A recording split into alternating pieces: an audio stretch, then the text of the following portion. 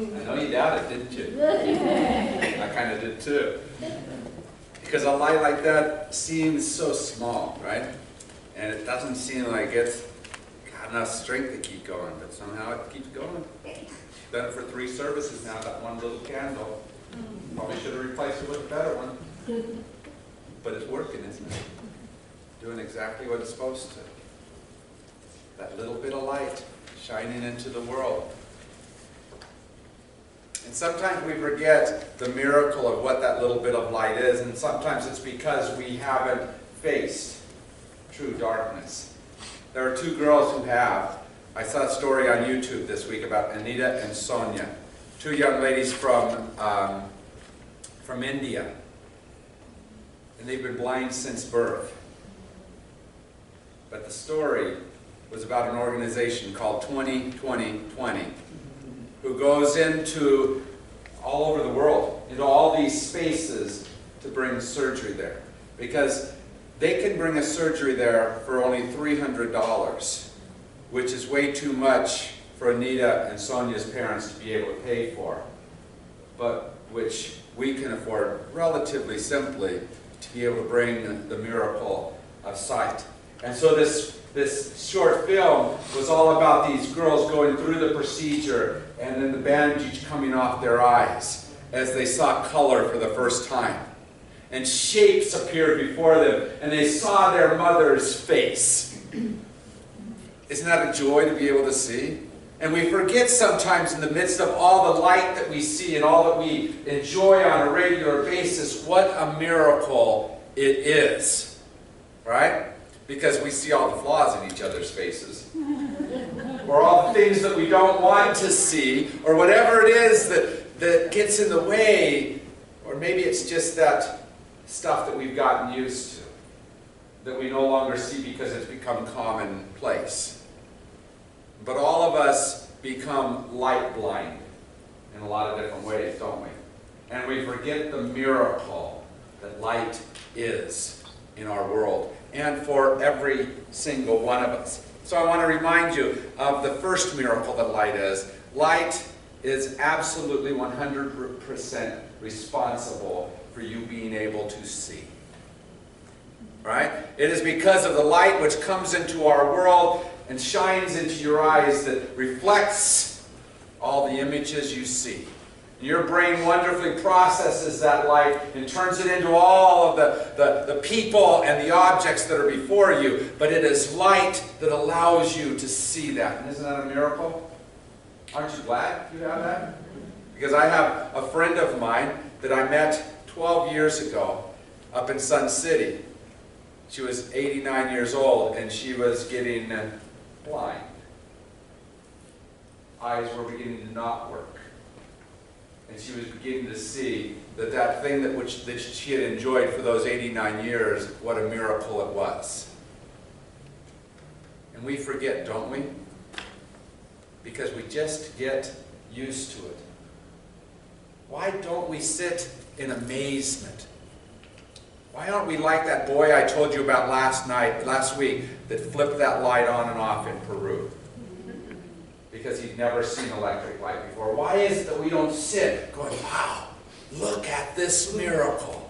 And I think it's because we get used to it.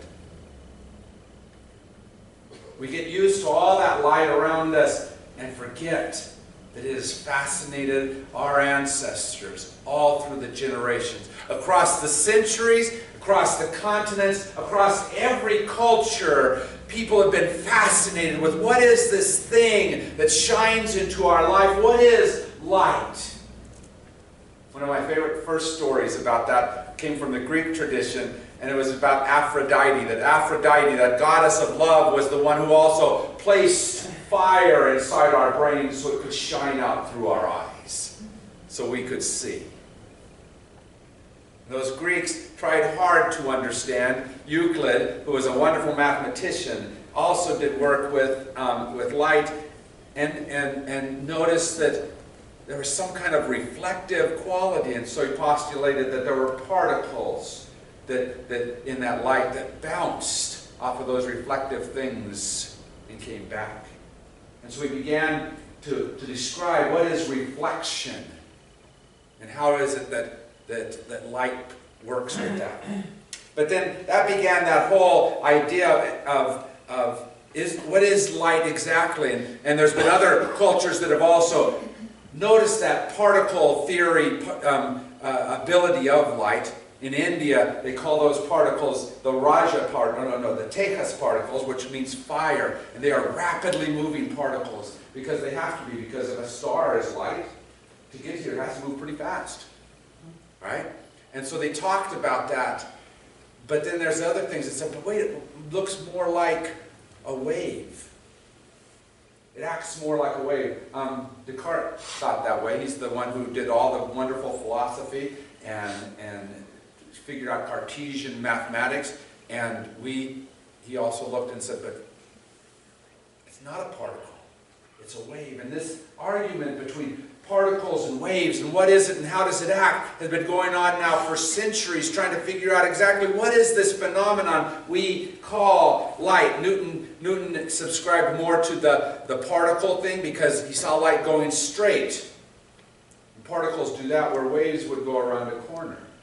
And yet we know that waves also do go, that light also goes around a corner, doesn't it? Because in my house, for example, we have a staircase that goes up and like this, and there's walls all around it, and if a light's on downstairs, I can see it upstairs. Right? And somehow it gets past just that straight line. And so for hundreds of years, thousands of years even, we've been trying to understand this phenomenon, this miracle, and yet it continues to confound us. One of the ways it confounds me most of all is in that designation, light and dark. And philosophically, we've taken those two words and we've placed them against one another, haven't we? And that's because of where we live philosophically as a whole. In Western civilization, we've bought into a type of philosophy which so permeates our thinking that we can't hardly live without it. It's called dualism. And it was postulated long, long ago, but Plato really brought it to its head.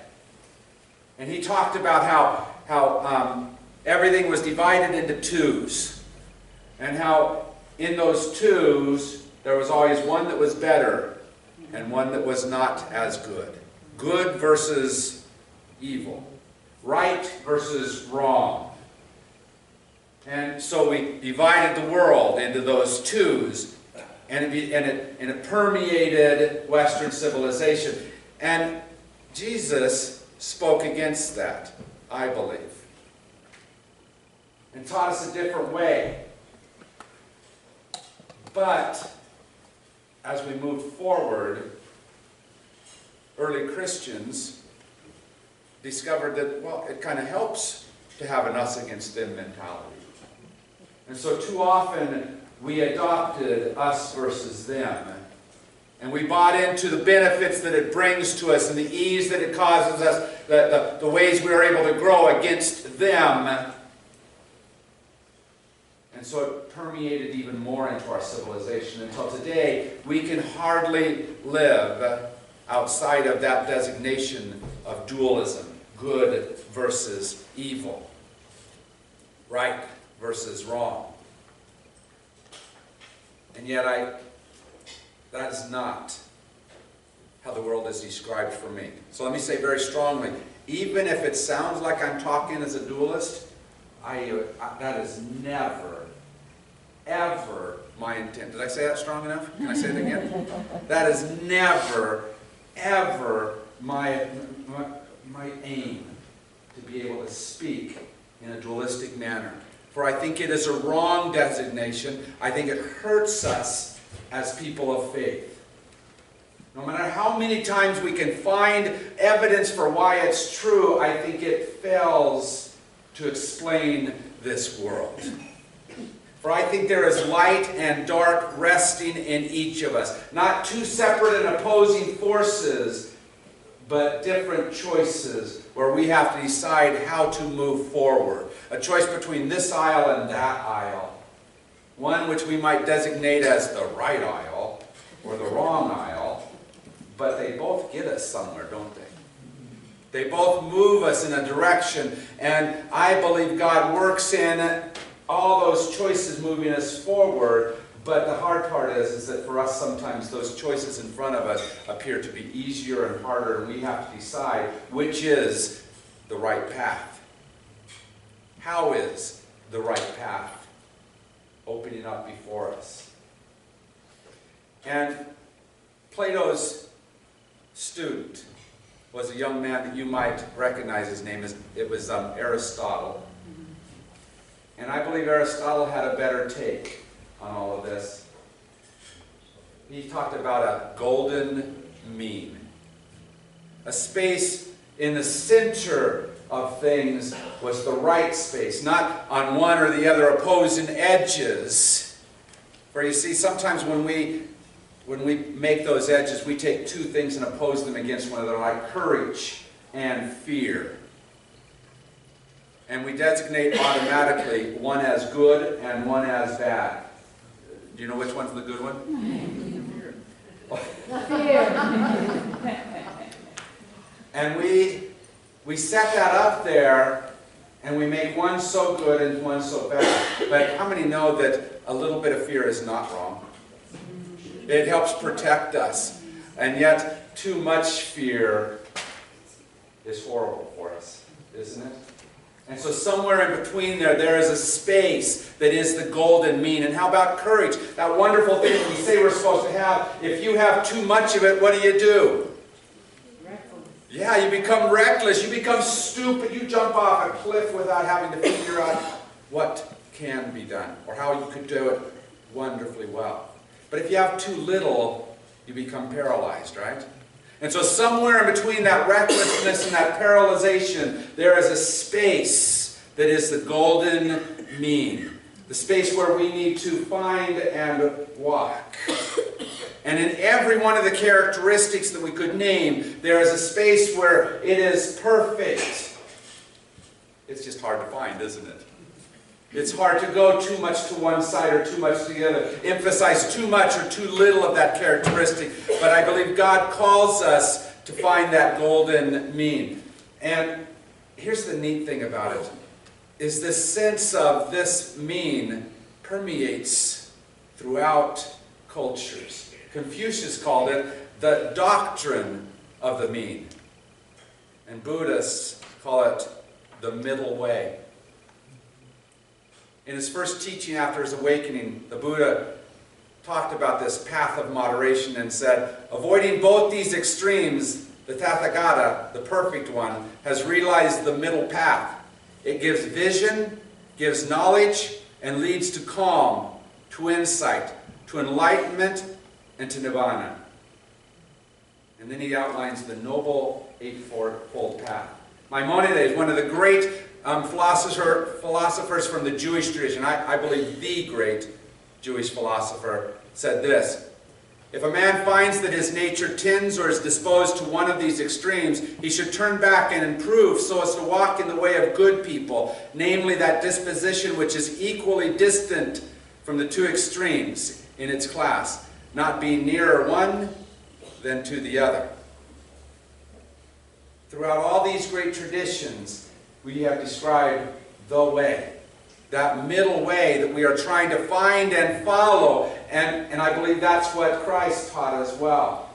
And in truth, that's what early Christians called themselves. Their church was the way, the path to follow. Not the church, not I'm right and you're wrong, which we often do, don't we? It's real simple to do. Instead, they saw this as a way that we're all trying to find and follow, and that our job is to help each other to discover what it means. And it's based on all of us shining light into each other's paths, not into each other's eyes. Because you can be just as blind in the presence of too much light as when there is not enough light. Right? The movie Blindness, if you saw that, which was a great movie, was a book where they were white blinded. Too much light. And we need to discover how to help each other with the light we have. Not to hurt each other. Because how many have been beat around by somebody else's light sometimes? Somebody who say, I have all the truth. Walk my way. Do it my way. And they weren't shining the light. They were hurting with the light. And our job as believers is to help each other to discover how to move forward and use light to be able to bless this world, not to hurt each other. Because here, let me tell you a second great truth about light. And maybe it's more a truth about darkness. Darkness has no definition in and of itself, does it? What's the definition of darkness? Absence of light. Right? And light defines darkness. And how we shine that light and what we do with that light can allow us to figure out when darkness is right, when light is right. Because here's the thing, in our life, we see on a regular basis animals and plants that benefit from both light and dark. Isn't that correct? If it was light all day long, we'd have even more of a desert. If it was light 24 hours a day, we'd have even more of a desert than what we do have. And because we have so much light and so much heat from that light, we have relatively few plants, don't we? But we found some that have adapted here. But up in the north where they have so much less light, look at some of the trees they have. Some of the hardwood that comes from those areas. And that's because of the growing patterns that happen summer to winter, and the way the light shines differently there, and the ways the trees have adapted and the plants have adapted allow them to not just live there, but thrive. And animals can become nocturnal or diurnal, living only at night, only during the day, in order to survive in the best way possible. Each one using the amount of light that allows them to live best. And most wondrously. Each one using the amount of light and the accompanying heat and cold that comes from that light in ways that allow life to happen wonderfully and well.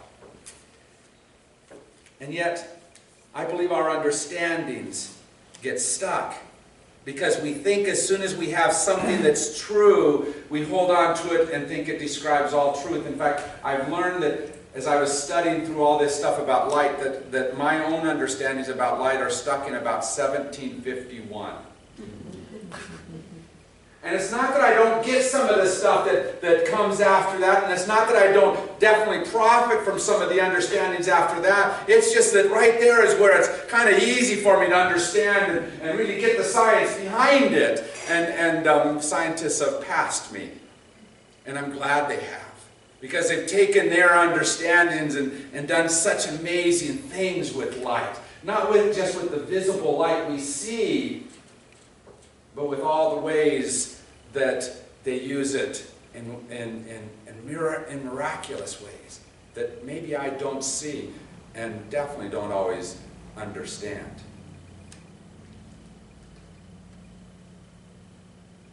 But I don't have to understand light in order to accept the miracle, do I? It helps to understand some of it. But the reality is that light is a miracle that needs to be passed on again and again. Because it is a lifetime that it will take to understand and live into that light. But I want to tell you three things that I relearned again.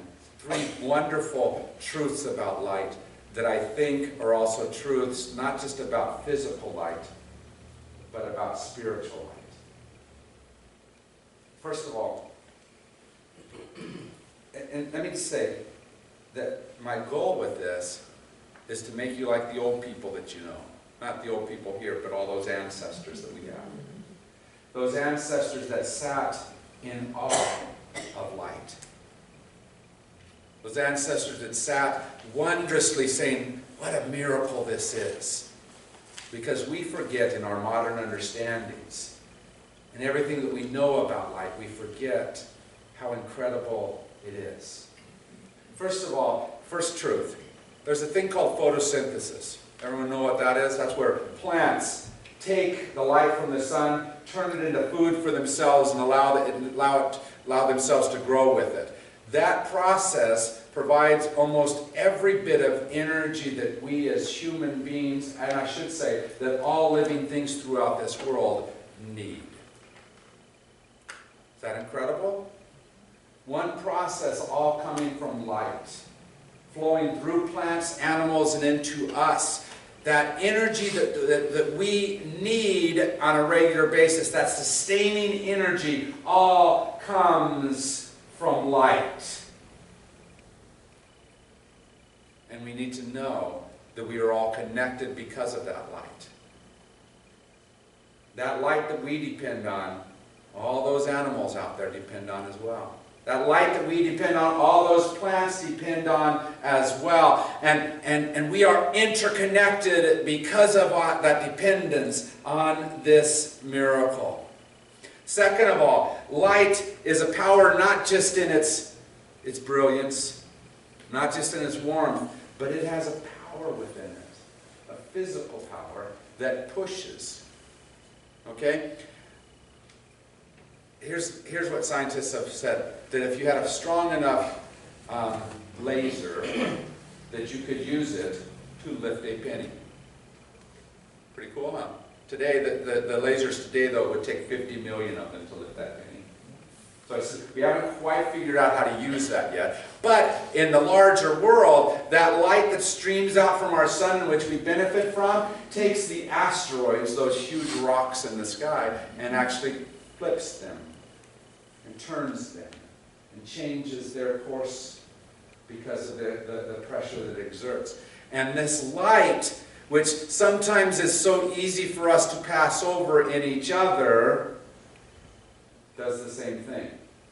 My wife was here at second service, so I was able to make fun of her a little bit because she doesn't always listen to me when I send light her way. I give her great suggestions, and sometimes she doesn't seem to listen to those suggestions. And yet that light that we send, which sometimes seems to be rejected or overlooked or avoided, does affect each other.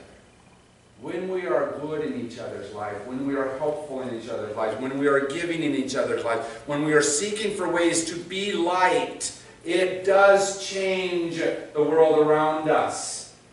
For there is a pressure in light that exerts a power in this world. And the last thing I want you to know, and this is really important, almost all light derives from a thermal source. And here's the good news.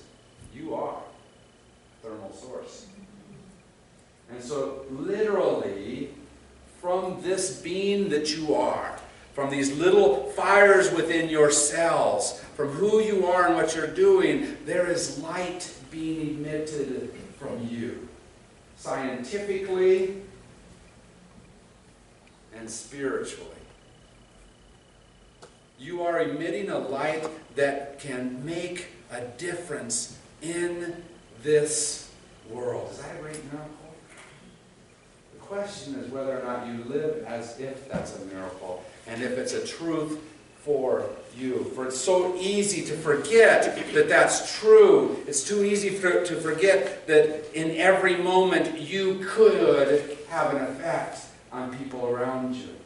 And the hard part is you get used to what's true about you and you forget to be able to listen and shine lights into each other's lives.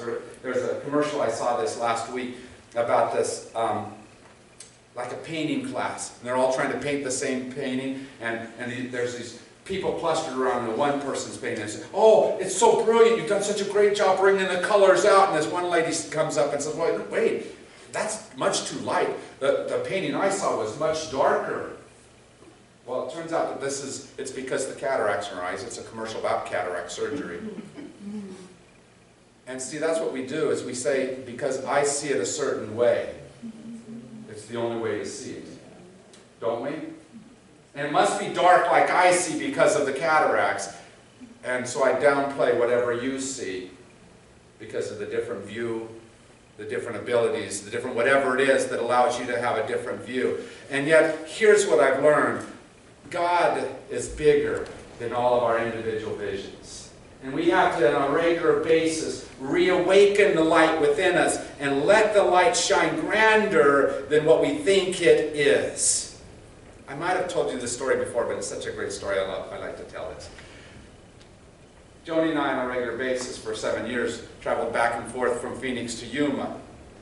There's not much to see on that trip. But I remember one trip, probably the rest of my life. I'm traveling just past Gila Bend, and there's a little range of mountains over here on the right-hand side.